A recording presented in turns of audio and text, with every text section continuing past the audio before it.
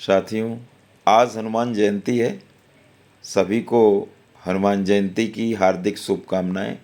प्रभु हनुमान जी की कृपा, बालाजी महाराज की कृपा सब पर हमेशा बनी रहे। हनुमान जी हमारे लिए एक देवता के साथ साथ मार्गदर्शक हैं, रक्षक हैं और हमारे जीवन की नैया को चलाने का, जीवन के हर कष्टों को दूर करने का कार्य करते रहते हैं। हम सभी प्रभु हनुमान जी की, बालाजी महाराज की पूजा करते हैं, अर्चना करते हैं, मंदिर जाते हैं, उत्सव में, फंक्शन में जाते हैं। मैंने देखा कि जिस तरह से हम पूजा अर्चना करते हैं उस तरह से क्या हमारे व्यवहार में, हमारे चरित्र में वैसा परिवर्तन स्वयं में हम ला पाते हैं कि नहीं लाते। मेरे कहने का मतलब ये है कि प्रभु हनुमान जी की असीम शक्तियां हैं, गजब की शक्तियां जो है, निस्वार्थ सेवा, समर्पण, विनम्रता, तीव्र बुद्धि, साहस, आत्मविश्वास, कुशल संवाद, नेतृत्व, बहुत सारी शक्तियां।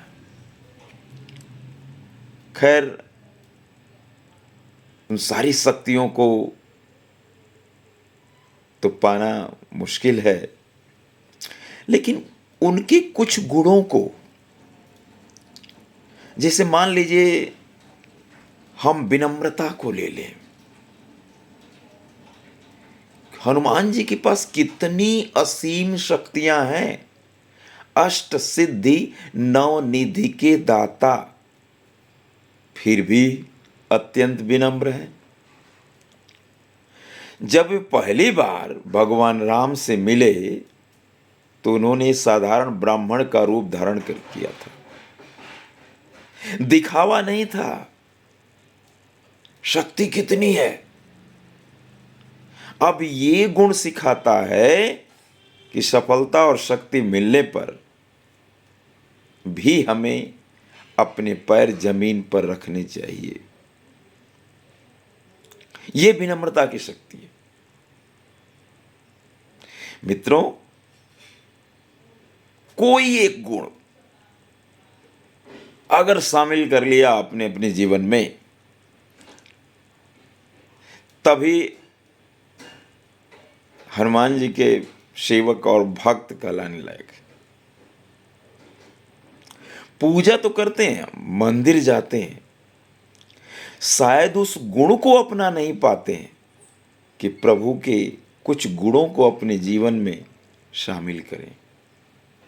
असली पूजा, असली प्रार्थना वही है कि उनके आदर्शों को, उनके गुणों को अपने जीवन में अपनाएं। वही सच्ची भक्ति है, वही सच्ची पूजा है। कर्तव्य के मार्ग पर विमुख न हो पाए। जो भी कार्य है उस कार्य के प्रति समर्पण, जो भी कार्य दिया गया है, भगवान राम के प्रति पूरा जीवन समर्पित कर दिए थे हनुमान जी। तो समर्पण और विनम्रता, हम फिलहाल दो ही की बात कर रहे हैं। तो निश्चित रूप में मैंने जो कुछ बातें कही है कि पूजा के साथ साथ उनके आदर्शों को, उनको गुणों को अपने जीवन में लाने की कोशिश करें। वही सच्ची भक्ति है और पूजा है। धन्यवाद। जय बालाजी महाराज की। Thank you.